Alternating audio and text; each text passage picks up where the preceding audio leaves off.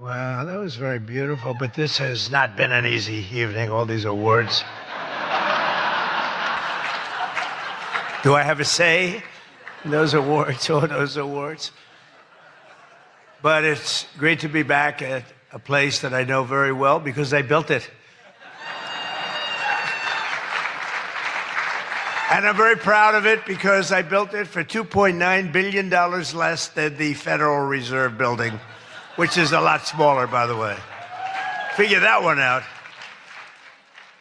But I am delighted to be here at the White House Correspondents' Dinner. Amazing people, a lot of people that I like. Some I don't like at all. But I respect most of them, I must say that. You do a great job, amazing job, and it's an honor. As I said 3 months ago, the show must go on. We were backstage, and we both wanted to just have it go on, whether it was 2 o'clock, 3 o'clock in the morning, it didn't matter. But in the end, it made more sense to do it the way we're doing it. And we had a great news conference at the White House, in a very important room. And you did very well. I think we all did very well. It was a hell of an evening, I can tell you that. Won't soon be forgotten. And I think a lot was learned from that evening. A tremendous amount was learned about security and about other things, the dangers of what we all do. But just like my presidency, the second time is always better. It's always better. And the third time will be better yet.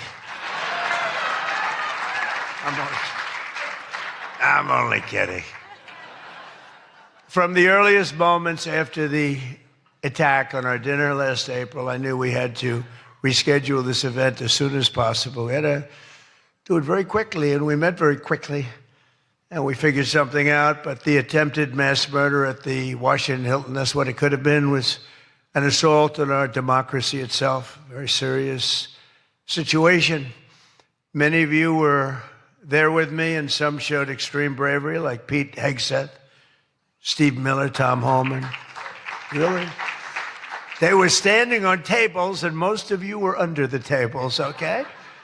But they did. They showed. I saw every one of them that was standing up in those tables. I didn't know if they were brave, if they were smart, if they were stupid as hell. But they were on those tables in some cases, and there were a lot of different feelings going on in the room at that moment. But after hearing the gunshots, many people yelled, "Get down, get down," which caused Nicki Minaj to start twerking. Do you believe it? Get down. She's the only one that really understood what that meant. It's quite an evening. But tonight we come back together to answer that heinous attack with unwavering resolve. And every one of us here this evening to show that in America, we do not yield to political violence. We can't do that. Can't do it. So in this country, we believe in freedom of speech. We settle our differences not with bullets, but with open and vigorous debate. And no deranged loser with a gun will ever change that. We can't let that ever happen. There are a lot of very dangerous people out there. We can't let it happen.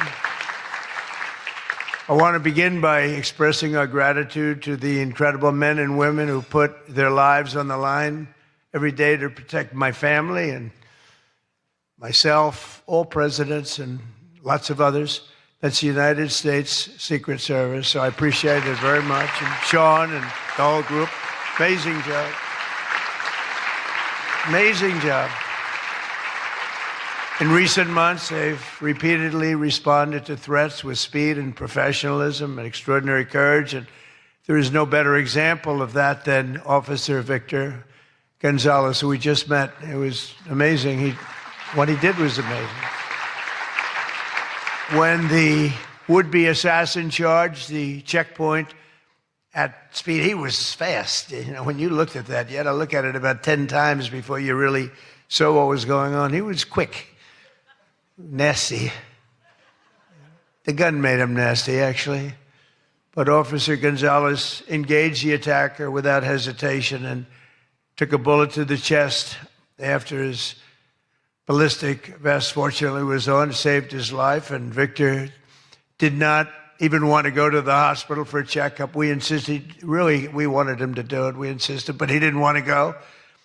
So to Officer Gonzalez, Secret Service, Metropolitan Police, law enforcement generally, and even all of the military surround us in the room tonight, we salute you and we thank you with all of our hearts. Thank you very much. Great job. Great job. Great job.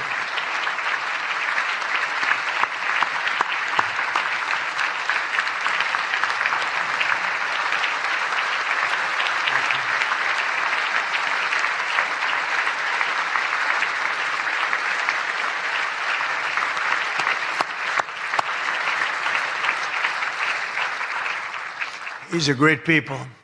So this evening we're picking up right where we left off, so let's have a little bit of fun. You know, I said, what do we do here? Is this supposed to be fun? Am I supposed to be serious? Am I supposed to be a comedian? So I guess you said maybe a little bit of everything. I know one thing, I could never have done the speech that I had ready just a short while. Oh, that was going to be a doozy. I was so psyched. I was going to rip people. And I don't know, just something changed. It's really for the better, but I just wouldn't want to do that. But we'll do a little ripping if you don't mind. But it is true. I said, how do we handle this? It's going to be a different kind of an evening, and it is. And in many ways, it's a more beautiful evening, actually. Everyone's looking really good tonight, and I know it was not easy finding shoes to go along with your bulletproof vests, which many people didn't want to wear because they'd rather die than look 20 pounds heavier. You know that, right? We have that a lot. They put one on me. I said, are you sure I'm not wearing this? No, you look exactly 20. They say, sir, it's about 21 pounds. I said, not good. But I want to thank the outgoing president of the White House Correspondents' Dinner Association. Now, she won't admit it, and she should not admit it, but we sort of became friendly. You know, in times of stress, on occasion, you become friendly. I have a lot of respect for Ouija, and I tell you, we went through a little bit of a war together. It turned out pretty good. It turned out pretty good because of a lot of good people. They stopped the tragedy, so I want to thank you very much. Fantastic job.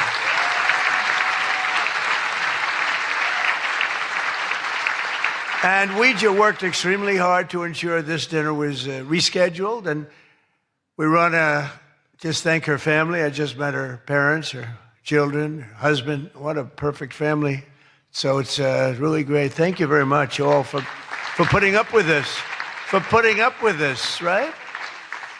But let me also thank the incoming president of the Correspondents Association, Jackie Heinrich. She can be very tough as a reporter, I will tell you. She can be nasty. She looks so beautiful, but she can be so nasty. How could that happen? But she just got married to a very successful congressman, a very good congressman. I'd like to have a couple of more votes from it. That's okay. On occasion, he shows a little independence. We don't like that. But now he's a very professional guy, and he loves our country.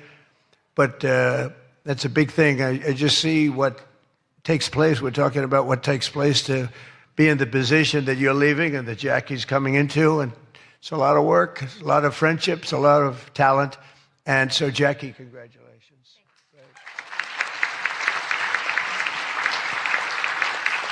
And congratulations are also in order for our favorite White House press secretary, Caroline Leavitt, who just had her second child. You and your husband. She's great. She's done a fantastic job. We all love her. She's done a fantastic job. She is another one. She can be nasty. But sometimes she has no choice, right? But Caroline may have one of the hardest jobs in the White House. She has to deal with all of you all of the time. And you can be very difficult. You can be very, very difficult people. But I'm probably being a little bit oversensitive. Sometimes I really do think that some of you don't like me. In fact, I read a report, I get 93% negative publicity. 93%. So how the hell did I win the election by so much? Think of it. I don't think that's true. I can't believe it's 93. In the 80s, maybe, but not 93. But this place is really the largest group of Trump derangement syndrome people ever put together at one time, I suspect. But some of you are lucky that our last dinner was cut short because I had brought with me what would possibly have been, I'm telling you, I had something. I was going to go after you. I feel so badly doing this. It's got to be such a letdown. Oh, yay. But your lives were really in danger the last time for an opposite reason. But on the plus side, your careers were saved, and we really do. We have a complete and total. I love the words complete and total. They say, but it means almost the same thing. I said, it doesn't matter when you say it. It's called emphasis. It's called emphasis. But everyone is now really warming up. The new White House Military Center, drone port, highly protected ballroom. We have our ballroom. The windows are this thick. I said to the people, well, if a bullet hits, what happens? Nothing. Nothing. It bounces right off, sir. This is the greatest bulletproof glass. I said, AK-47. That's supposed to be a big one. I don't know so much about the guns. My sons know a lot. But I said, I know it's big. What would happen? They go up, meaning it can take more. I said, so if I'm making a speech and I hear that pinging sound at a window, what would I do? Sir, leave the room right away, but you're going to be safe. We're building something that's going to be amazing. And in light of what we went through, I think people understand it. It's going to be amazing. A phenomenal, one of the biggest drone ports anywhere in the world, right on the roof, right protecting the White House, not only the ballroom. And what's underneath, is supposed to be a top military secret, what's underneath, but then you get sued as usual, and you have to reveal that you're building this unbelievable situation downstairs with room after room of very complex stuff. It was the military's dream to have it built. I wanted to have a ballroom because for 150 years they wanted it. And then the generals came to see me and they said, sir, you're building something. This gives us an opportunity to do something that will be so unbelievable, never happen again. Because there's very little built under the White House, very hard to build under a very fragile building like that. It's very fragile. It's old and a little different construction standards, frankly. And this is an opportunity for us to build something very powerful. I said, let's keep it secret. They said, no, we're telling you, sir, let's keep it secret. And then we get sued and we revealed every room, We told the people that did the suing, they're not good people. We told them, we said, you're being very unpatriotic when you bring a suit like this, but it is what it is, but it's moving fast. We're ahead of schedule. We're right on budget.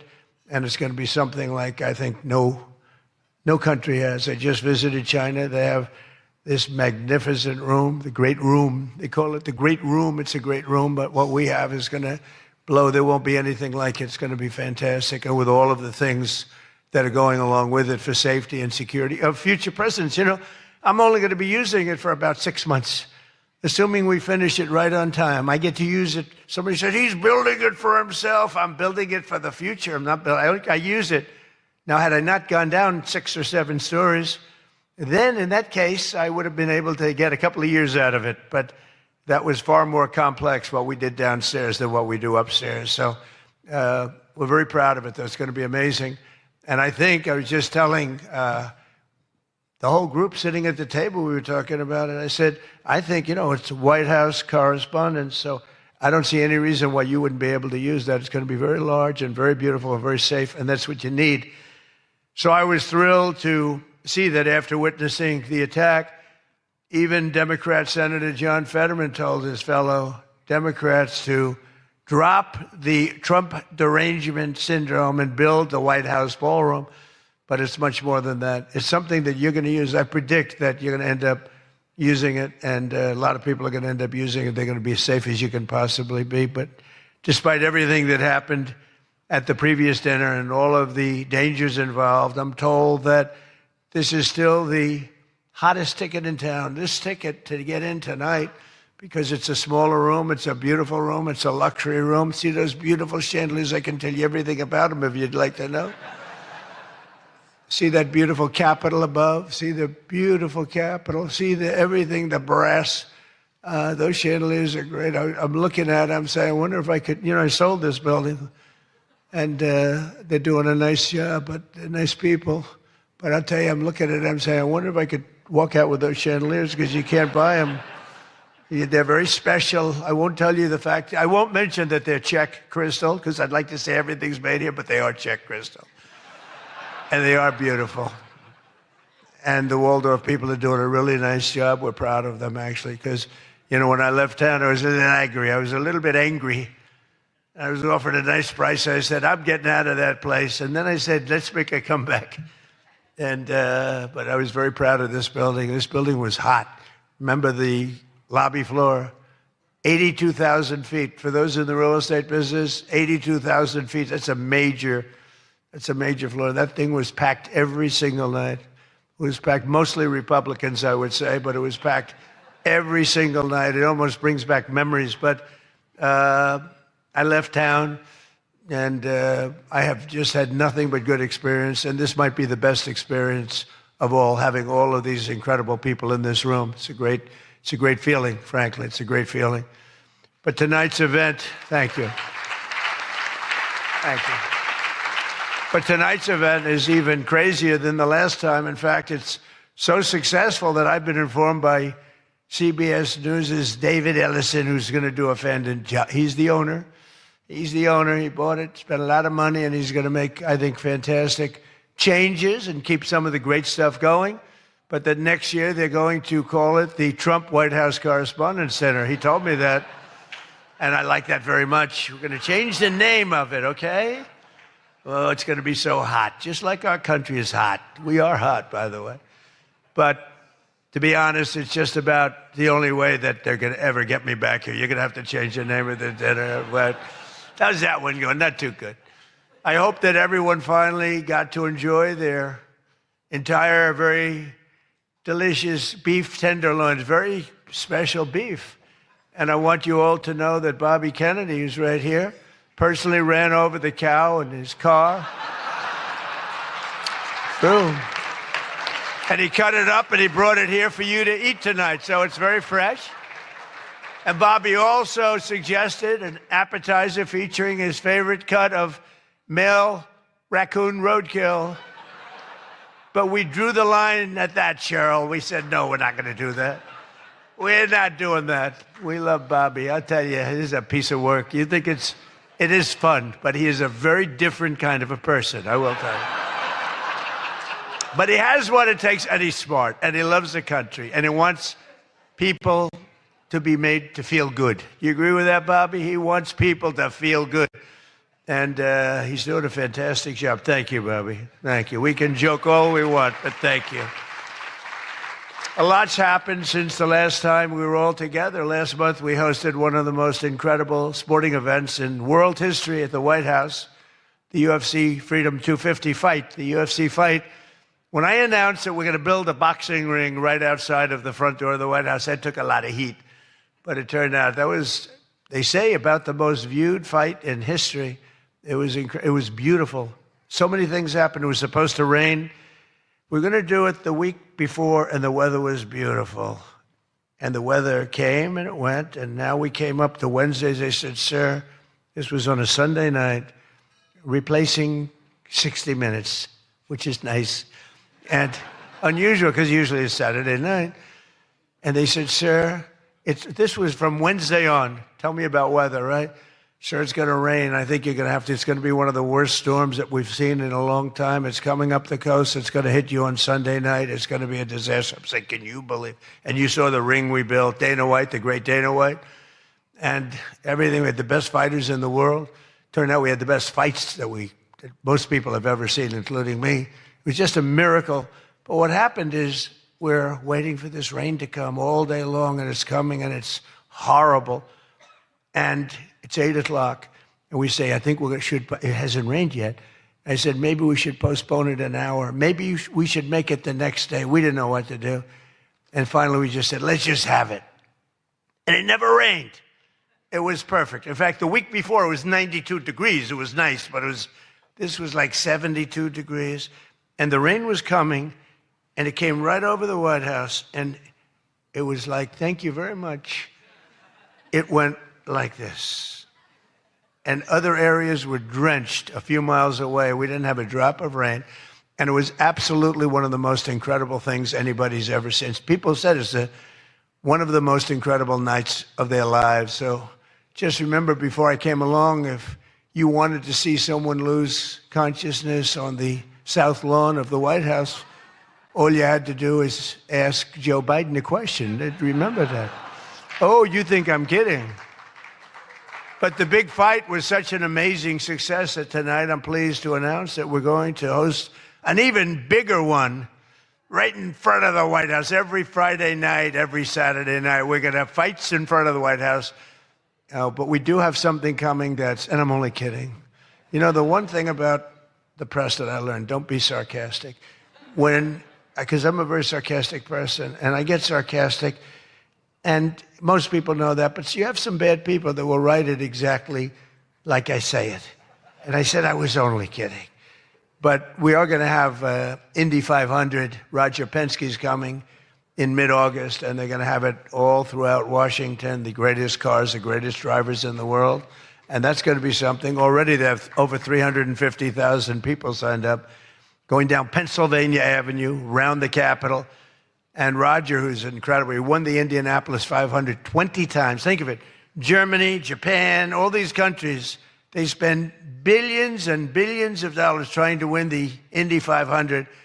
And Roger wins it. He literally won it 20 times. On the 18th time, I said, you know, that's amazing. I'm going to give him the Presidential Medal of Freedom. And I had him up. And then he won it 2 times after that. The guy's amazing. And he lost the last one by about 6 inches, if anybody watched it. So they're coming here, and it's going to be something really exciting. We have unbelievable events. Look, it's an unbelievable country. And on July 4th, we were over at the mall, and it was raining. It was supposed to be really bad again. And we had 450,000 people show up, and that's a light number. And I was told, sir, we're going to have to cancel the event. This was not good. And it was drizzling a little bit, not raining very hard. And people are calling me. Friends of mine were calling me. And I got a call from Bret Baier. Bret Baier said, it's not raining. I said, where are you? I'm standing at the mall, and I'm waiting to go in the White House. Then others called up. They said the same thing. And I said, you know, this is terrible. But there was lightning. Not big lightning, but you don't have to have big lightning. It takes just a little bit to do some big damage. So they said, everybody must leave. 450,000 people were forced to leave, and they left. And then I said to myself, let me call up and find out what the hell's going on. And I called up, and I spoke to a brilliant young man. He said, don't worry about it, sir. We can do it in a couple of weeks. I said, you can't do it in a couple of weeks. This is the 250th birthday. In 2 weeks, what are we going to do? Say, let's go? We're going to have a redo? No. I said, I'll speak if I have to speak at 3 o'clock in the morning, 2 o'clock, 1 o'clock, I don't care. Call them all back. They're all gone.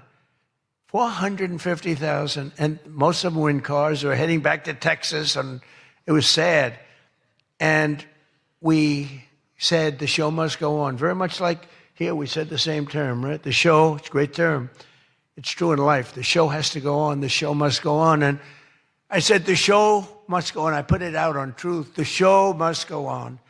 And we had probably, Peter, 150,000 people come back up higher. Maybe, thank you. Let's stand up, Peter. Tell them. More, right?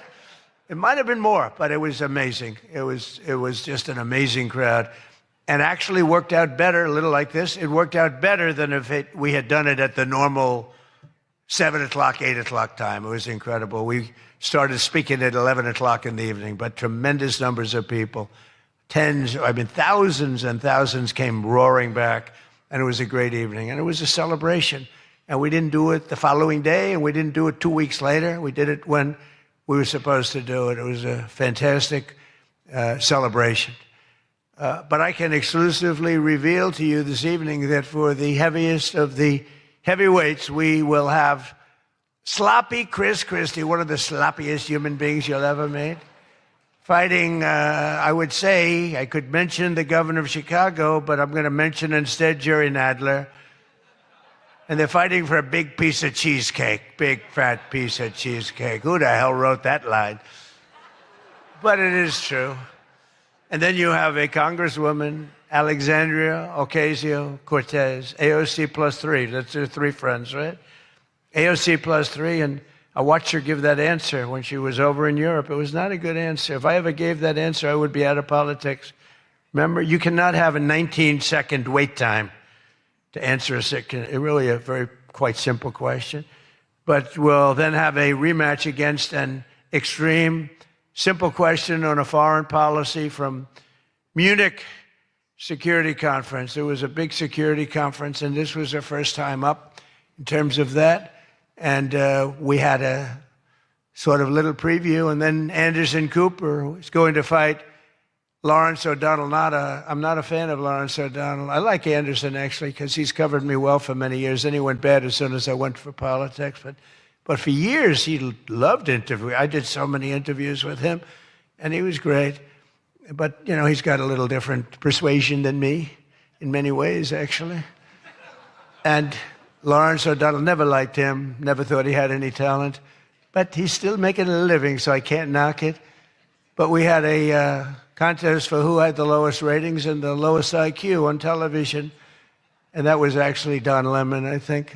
You know, when I said that he's the dumbest man on television, I said, you know, when you say some things, you never make a comeback. It's not like, oh, gee, hey, Don, let's have dinner some night. But I know what I'm saying. And then you have Bette Midler and Jane Fonda actually held a concert to protest the first UFC fight. They didn't want to see the fight.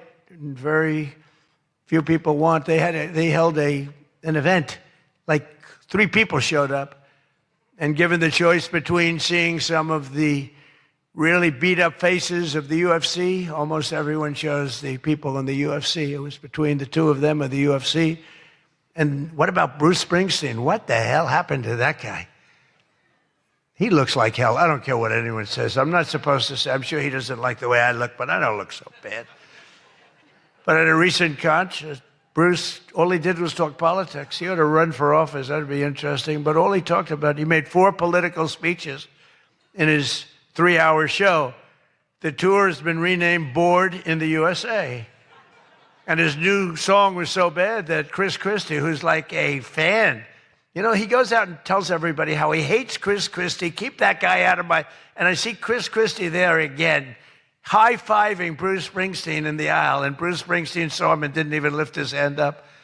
And I just wanted, because I used to be friendly with Chris. Chris, when somebody doesn't like you, write them off. Forget it. You got billions of people in the world. You don't have to make a jerk out of yourself. But usually a comedian hosts this dinner.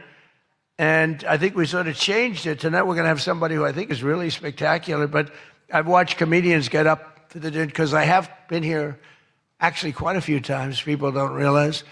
And there's one time in particular when Barack Hussein Obama hosted it. Do you know who that is? And he hit me hard. But actually he hit me with respect. I was sitting with Melania at a table. And you had Brooklyn Decker, supermodel, at a table right next to her. And I really always will like her. She's married to a great tennis player, Andy. And she was at the table, not at my table. And I have watched this clip thousands of times. They keep playing it because they think that was the evening I decided to run for president. It was not. In fact, I loved the evening. I looked at my wife. I said, can you believe it? All these people, that's all they're doing is talking about me. I love this dinner. It's true. And Obama was nice. It's amazing how things work out. He actually showed a picture of the White House with a big Trump on top. Like I put a sign. And I'm sort of doing that when you think about it, right? I mean, he wasn't really wrong. But no, he was respectful. He was good. But it had nothing to do. It had nothing to do. I just decided that I wanted to make America great again. This had nothing to do with that dinner. I've gotten so many calls, and for years they've been saying, was that the moment you decided to run? Really, no. I left that night And the press was there, a lot of the same people that I see. They said, did you have a good time? Unbelievable. And some thought I didn't have, but I did have. And I always remember, though, Brooklyn. She was so angry. She was much angrier than me. She was angry. She thought they were mocking me. And they really weren't. It was just one of those things. And I had a great time. But I left, and I sort of thought, I was there 3 or 4 times before that, but I sort of thought, wow, that dinner is really something special. And then I ran, I got elected. I thought the press treated me very, very unfairly. And I don't know, I think I made the right decision, because you hate to go where maybe you're not wanted, but they did want me. They wanted me for ratings, and they wanted me for other reasons, but not for love. And I said, you know, I'm not going to go. First time that ever happened, I think. Was that the first time? Just about. Presidents always came. And I didn't go for 4 years because I got treated terribly by the press. In my opinion, unfairly. I know unfairly because I know the facts, but I got treated unfairly. I didn't go. And this year I was called by your president and your chairman and all of the people, and they said, we'd like to do it. And I said, you know what? With time goes by, time passes, and you sort of look at life a little bit differently. I said, let's do it. And I didn't know it was going to turn out the way it did. It turned out to be the biggest event in the history of your day. That was by far the biggest, right? For all the wrong reasons.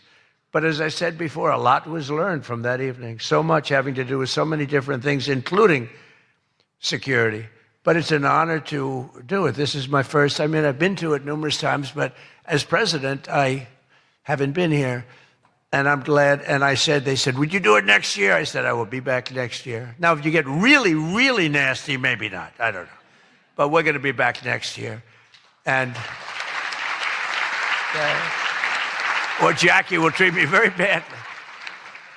But this year, the association decided not to have a comedian, so they considered using Jimmy Kimmel, Jimmy Fallon. These guys, they're terrible. They're terrible. Stephen Colbert. These are people without talent. They get a lot. They have talent. You know who has talent? Their agent, getting them the money they get. They have no talent.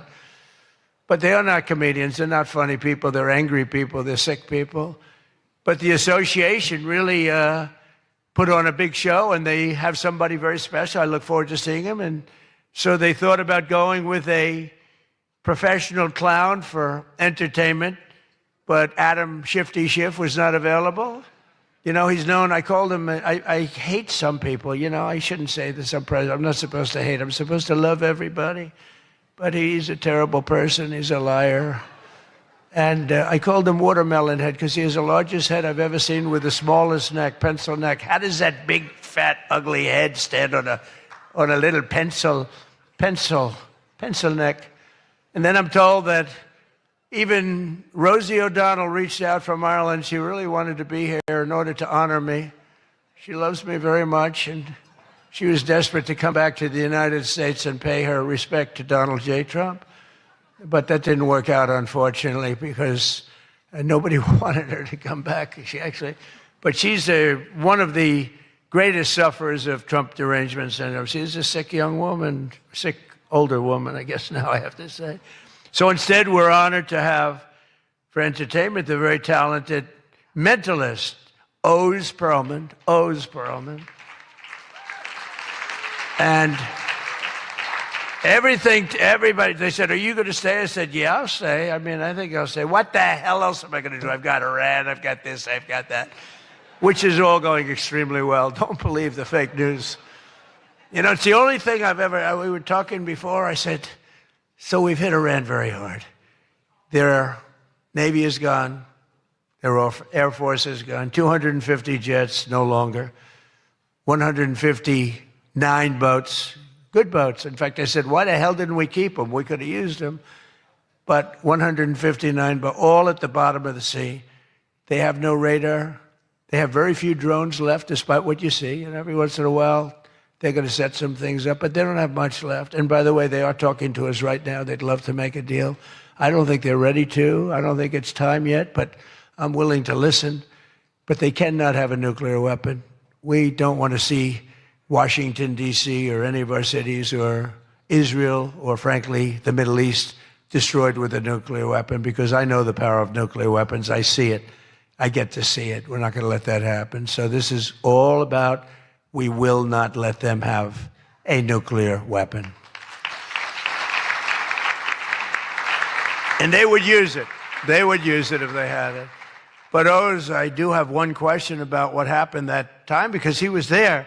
How the hell did you not see that coming? He sees everything. He sees everything. He's telling me about your grandmother and your this. Why the hell didn't we got to ask him that question when he gets up here? Why didn't he see that coming?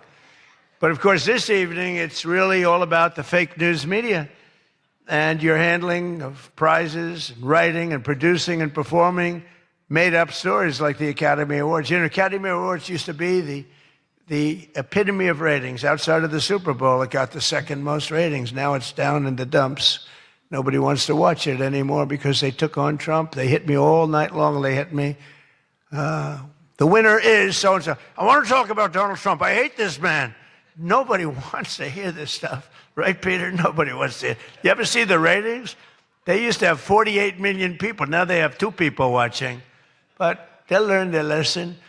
But I want to personally congratulate CNN's Caitlin Collins on receiving her award. It was all about me. It's a fake. She shouldn't get the award. It was a fake. But I didn't mind. I said, Caitlin, congratulations. But it was fake. There's no question about it. But she's a young, attractive woman. She never smiles. I said, Caitlin, do you ever smile? Smile. You have a nice position. You're at CNN Fake News. You should be a happy person. So smile, Caitlin. Just smile. But we attack, and I thought Caitlin had really made it big with a major new sponsorship, but then I informed her that it wasn't her on the Bud Light can. It was Dylan Mulvaney. And Dylan Mulvaney cost Bud Light $35 billion in market cap. That was the worst commercial ever made, by the way. For those few people that want to hear that, most people don't care, but I would. I wouldn't want to hire Dylan anytime soon. Think of it, they hired Dylan Mulvaney, and their market cap has gone down by $35 billion. Who wrote that commercial? And then you have writer Josh Dorsey. He also received, he's been killing me for years. No, he's been, and yet tonight he shakes my hand, he hugs me, everything nice. He kills me. Josh is amazing. He writes more stories than any human being. There's nobody that writes more than Josh. He'll write 4 stories about me a day, all different subjects. I mean, I had the other day 3 stories, and one on the, he was upset about this. One was on page 7, 3 were on page 1. They were all written by Josh. But he's hit the big time, and he's a workhorse, and yet he's almost unhireable. You know, he's just one of these guys. Wall Street Journal's lucky to have him, but you really, it's unbelievable. He's almost unhireable. CNN is also here. And I'm very disappointed they didn't bring Fake Tapper, because he's had a rough couple of years, Fake has. You know, he calls me up every once in a while. If I pick it up, I pick up my phone. I used to go to this young lady. I'd say, any calls from the press? No, sir. I said, oh, now I'm the president of the United States, right? I'd say to Stephen Chung, is Stephen here someplace? Where's Stephen? He's one of the toughest human beings I've ever met. Don't ever wrestle Stephen. You'll be in big trouble. But I say, Stephen, let me ask you, did the press call? No, sir. You know, when I was a developer, I'd get a call every half an hour. For whatever reason, I always got disproportionate press. So I said, Stephen, nobody called? No, sir. 2 hours later, I say, hi, Steve, how are we doing? Everything good? Anybody call? No, sir, no press calls. I said, I'm president. Nope, they never call. So this went on for about a week. I'd say, Caroline, did the press call? No, sir, no calls. I said, nothing. It's over a week. I haven't received a call.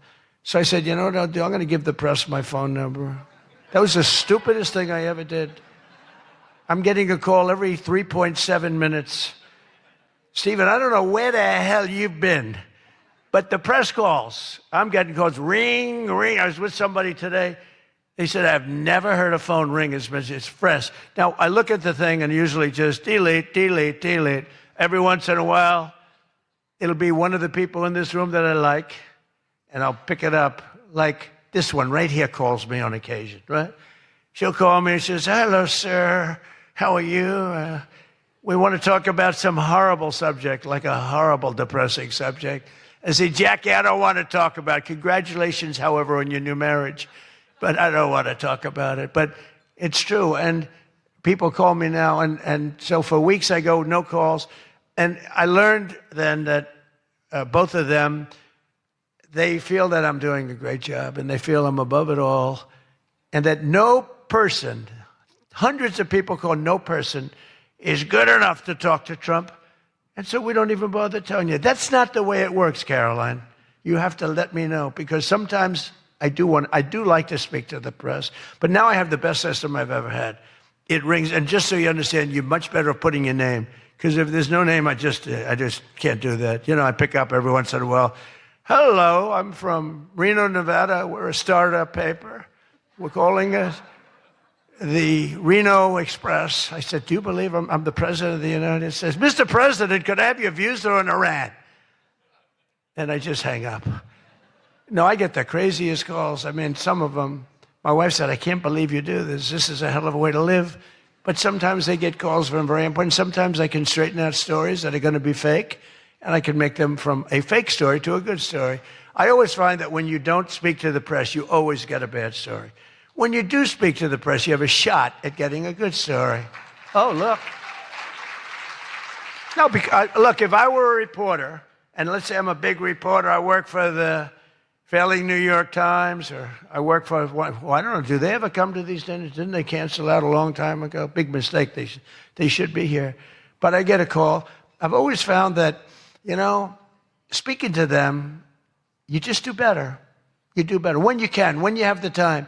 You speak to the reporter. You treat the reporter with respect. Sometimes now there are reporters where it doesn't matter.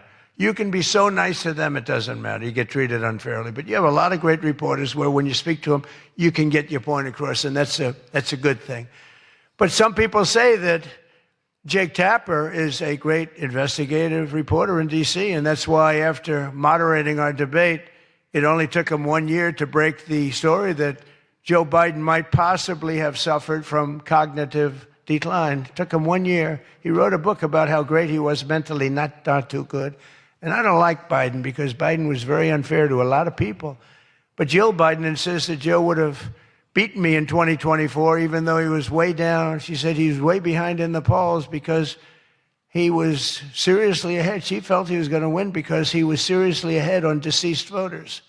He was leading in the deceased crowd, and there were a lot of them. You're finding out there's a lot of them. Look at the numbers that just came out yesterday.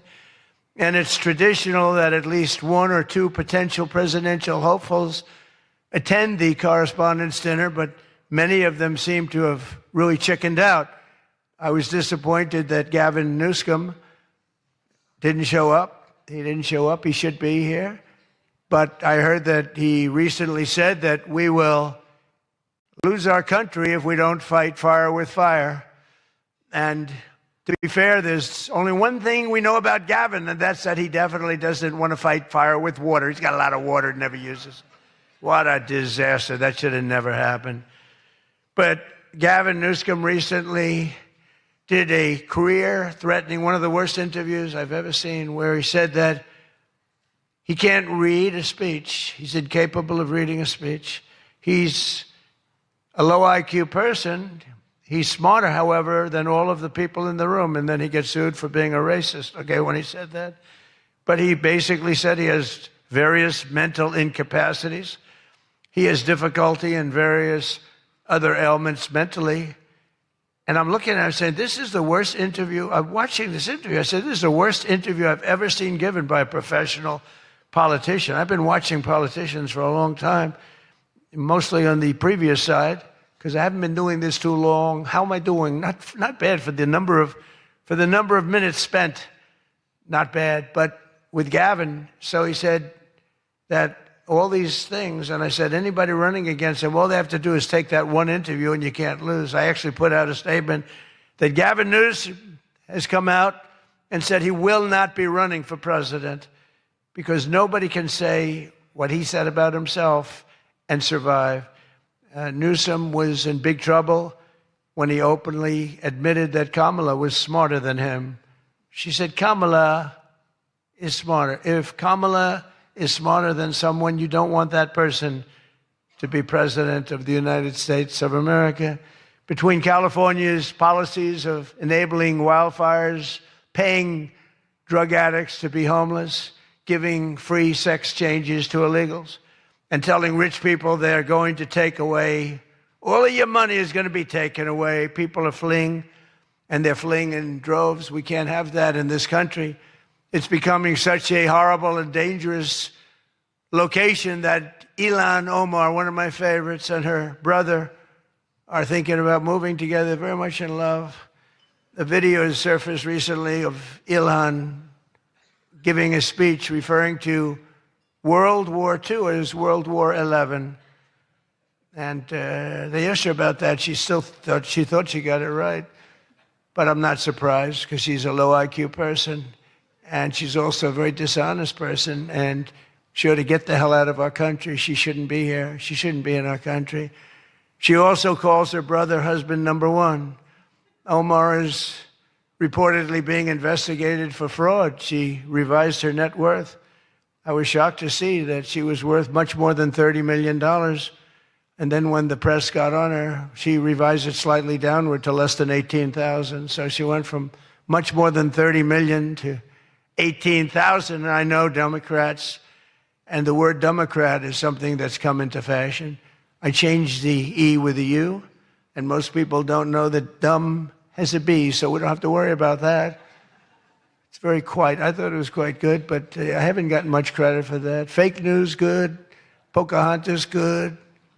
I won't say Lion Ted because he's on my side. I don't talk about past conquests, but we have a lot of them. I won't talk about. They got a whole table full of Republicans there. They're saying, no, don't mention my frickin' name, will you please? But we've had a lot of good names. But the Democrats are there to destroy wealth, and honestly, they've gone absolutely crazy. Gavin Newsom's not only a man who really wants to run for president, he's doing a bad job running a state. You can't have somebody like a J.B. Pritzker, who I understand is not present, sadly, but, some people say, never use the fat word. And I don't. I would never call anybody fat. I have my own problems, It's not like I'm perfect. Sir, in the back, don't call him a fat pig, okay? I'm sticking up for him. Don't call him you. You can't do that, sir. You can't call J.B. Pritzker a fat pig, please. All right? Thank you very much. I appreciate it. Everyone's trying to figure out, who is that guy? Does he exist? But the nice part is when you do that, the press can't get you, because I'm defending a man who obviously has a problem. Actually, he's lost a lot of weight. I saw him recently. He lost quite a bit of weight. I don't know what the hell. He's got no chance, believe me. Anything he does, the family threw him out of the business. A number of other potential Democrat contenders sadly refused to show up tonight. We invited Elizabeth Pocahontas Warren. She's referred to Pocahontas because, in fact, I had to apologize. People came up and they said, we want you to apologize to Elizabeth Warren for calling her Pocahontas. And I ended up apologizing to the real Pocahontas. But Elizabeth Warren was supposedly of Indian heritage. And then she took the test, and she only had 1,024th Native American. And I said, you know what? I think I'm more of an Indian than she is. So this is what we have to deal with. But Senator Warren did not accept our invitation to debate. I wanted to debate her on various and sundry things, and she decided not to do it. And I decided to bury the hatchet. It doesn't matter. And I'm not going to say this next one. Do you want to hear this one? How bad? She wasn't high up on her totem pole. Who the hell wrote that? No, she's bad news. I wanted to make sure that Jack Smith, deranged Jack Smith, remember he went after me for about 2 years? How did he do? Not too good. I'm in the White House and he's not doing as well. I was going to say he's in a different kind of a house, but he's a deranged human being. He's a bad prosecutor. Prosecutors are very important. A great prosecutor, a fair prosecutor, but that's the great prosecutors, the ones that are fair. They're very important to a country, but this guy was a deranged lunatic. Saw his invitation tonight. He was invited because, but I put it in a private text to Chuck Grassley. And Chuck saw him and he did a certain thing. And then one man that we had who should be here, he turned Palestinian. This was a man who was 100% for Israel. 100%. Chuck Schumer, crying Chuck. Remember, he cried at the airport over illegal immigrants. They were the fakest tears. There were people throwing water in his face. But now he's a proud, very proud Palestinian. In fact, I'm going to send him a beautiful Palestinian outfit tomorrow so he can greet Bibi Netanyahu when he comes to town next week, along with the mayor, who I'm sure would love to meet Bibi.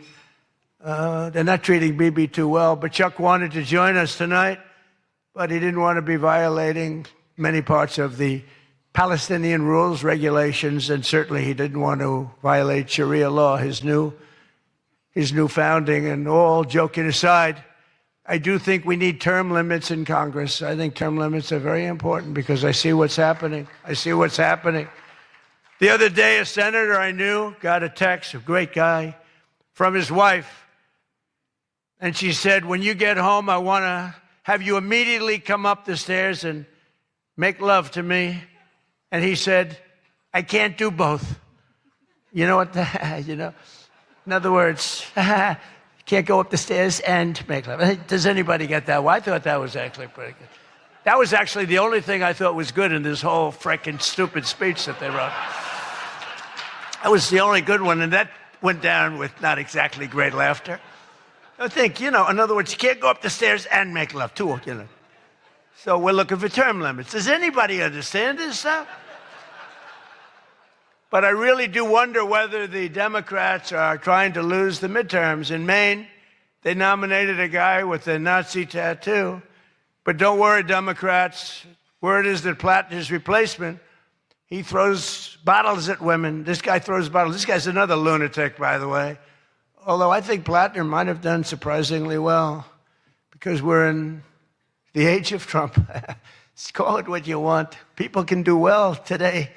Plattner, I don't know. But, people don't have the guts to stick it out, but it looked like he was guilty of a lot of stuff. He certainly didn't defend himself very well. In Texas, the Democrats are running a candidate named James Telefrico, who hates guns, hates oil, hates sex, hates women, and who said he is, quote, a Christian who hates Christianity. Other than that, I think his platform is quite good. And that means that he's not going to do very well against Ken Paxton, who hopefully in Texas is going to win. But Telefrico, he's Alfred. You know what he looks like to me? Alfred E. Newman. Do you remember Alfred E. Newman, Mad Magazine? I said, that guy is Alfred E. Newman. Can't imagine he'd win. Well, I have all of the press here in one place. I have to say that we're having an amazing load of accomplishments that the media never talks about. For example, under my administration, a once feared and powerful regime that relentlessly attacked America has finally been toppled. Their former leaders have been removed, and they're now being run by a gay dictator facing internal divisions. But I, for one, wish Barry Weiss all the best at CBS News. She's a wonderful woman. Most of the press lives here in Washington, D.C., and you should be thankful for me for what my administration and I have done to make our nation's capital, which was one of the most dangerous and unsafe cities anywhere in the world, one of the safest cities in the United States. Crime is down 88%, and our capital is shining again with 62 monuments, statues, water fountains looking more beautiful. The graffiti's all gone. The tents are all moved out of the parks. The fences are all done. Our capital looks like it's really in good shape. And people coming here, people in the White House, they work in the White House, they all say, young women, young guys walk up, they say, thank you, sir. 2 years ago, we lived in a dangerous city. We lived in a city where 150 people were killed a year. And now we have almost a crime-free city. Our National Guard has done an incredible job, and we've removed over 5,000 career criminals. We removed, there's one stat, I think it's a great stat. It's to me, it's fantastic. 2% of the people create 91% of the crime. That's something you can fix, and we fix it. We moved out over 5,000 career criminals out of Washington, D.C., and we have the greatest capital in the world. Again, it's beautiful, it's thriving, the restaurants are thriving. You couldn't get into a restaurant because they didn't have, all the restaurants were closing. And if you even got in, you felt unsafe. People were getting into Ubers and they were being attacked when they were in an Uber.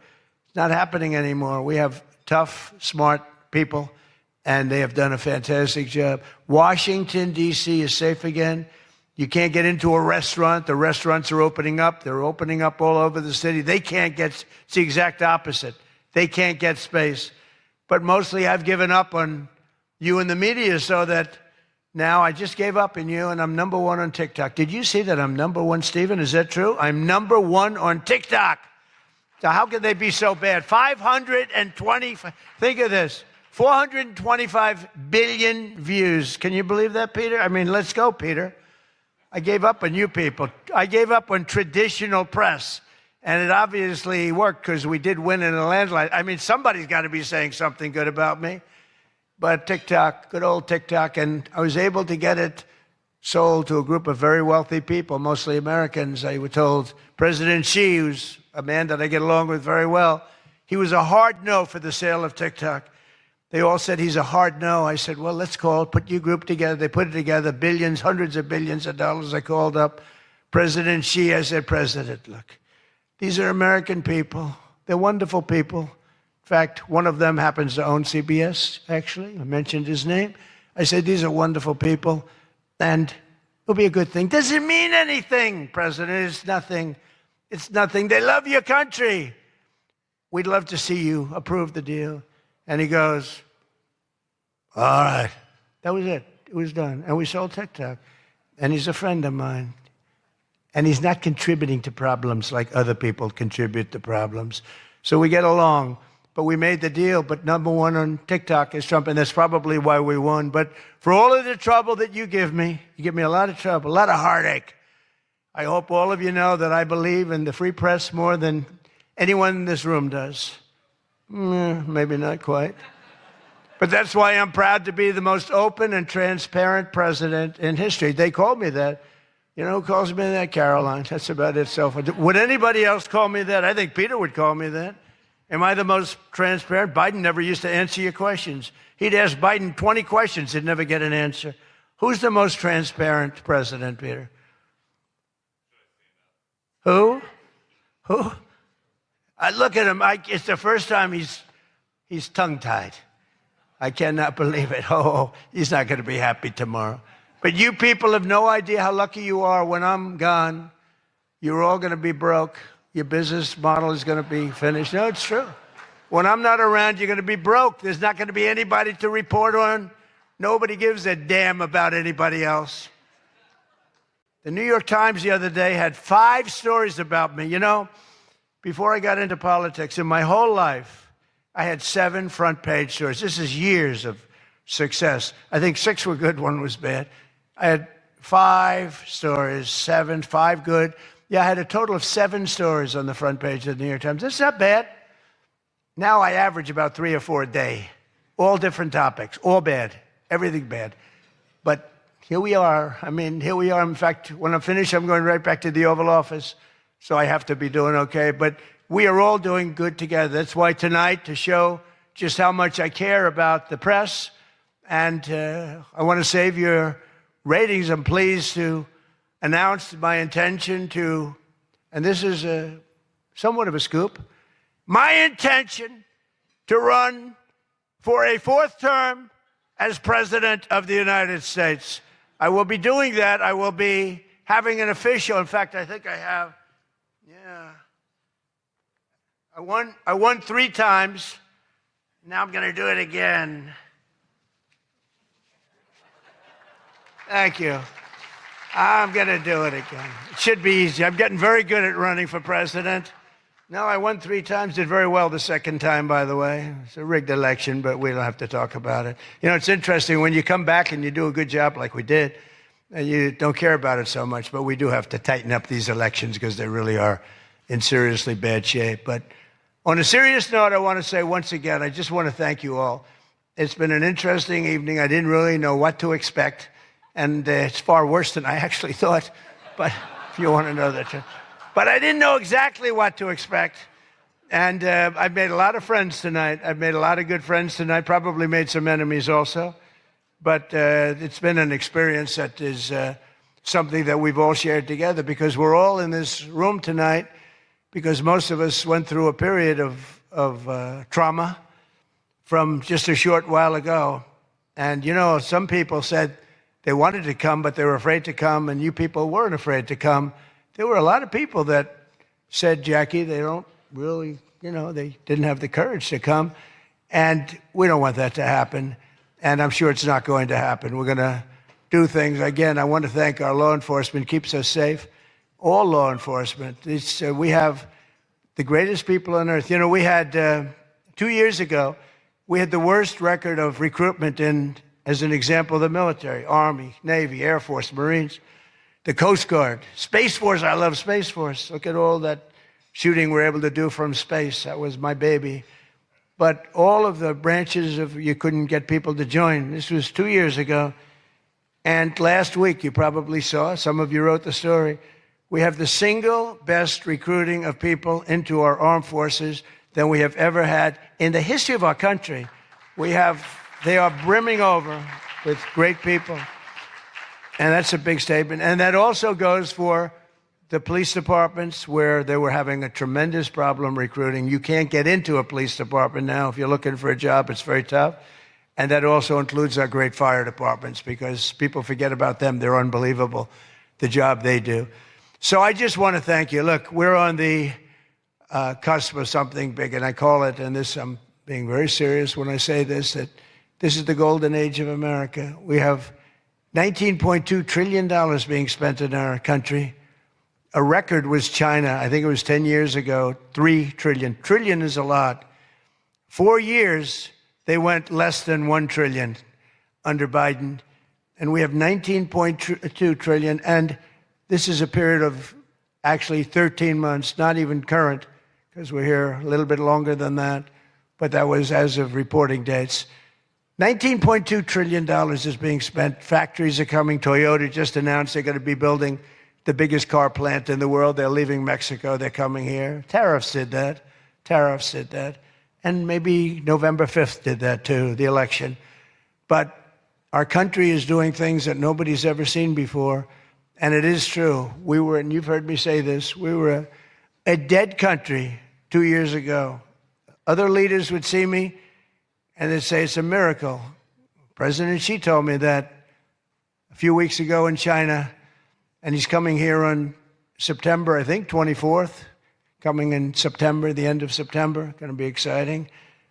But he said the same thing. The king of Saudi Arabia said it. Everyone said almost the same words.